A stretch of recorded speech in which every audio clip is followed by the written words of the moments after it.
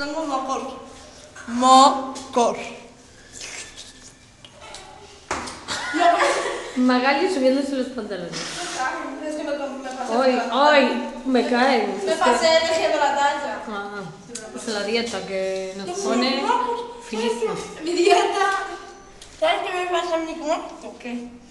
Que no me sujeta bien. Magali hasta posa para hablar, es la madre que la parió. Hasta posa para hablar, mírala, mírala. Y toda... Me cuesta mucho tragar saliva como esto, porque me da asco. Pero tragar otras cosas no, No, ¿verdad?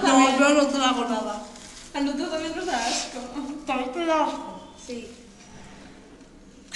A ver, así. ¡Au! ¡Qué olor a pies! ¿Os huelen? No. Igual son los míos, porque yo como vengo en bailarinas...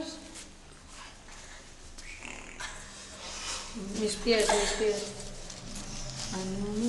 Pues me viene ahora un olor a pies Sí, guapo. pueden ser los míos porque siempre me huelen los pies, pero ¿qué quieres que le haga? Hola, Lávate, por favor. hola, una Magali, otra Magali. Déjame Una sonarme con tranquilidad. Va a ver todo internet como me suena. A ver. Escufo. Vamos a grabar a Magali.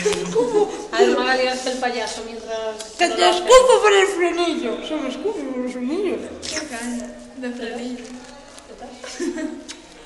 ¿Setas? ¿Dónde está? Aquí, joder, Aquí. mira. Déjate dos. Voy a ver si tengo. ¿Los moquitos? ¿Mocotes? ¿Mocotillos? Bueno. Vamos a ver. Pues haz el baile ese que estás haciendo. No, ¿por qué? No. Qué asco. ¿Qué asco? ¿Quién? Bueno, ahora, Eva, lo que te toca. ¡Au! ¡Au! ¡Au! Me hice daño aquí en el pie. ¡Ay! ¡Ay! ¡Ay! Adiós. Bartolo y ayer, Adiós. ayer, Adiós. ayer, Otra. ayer.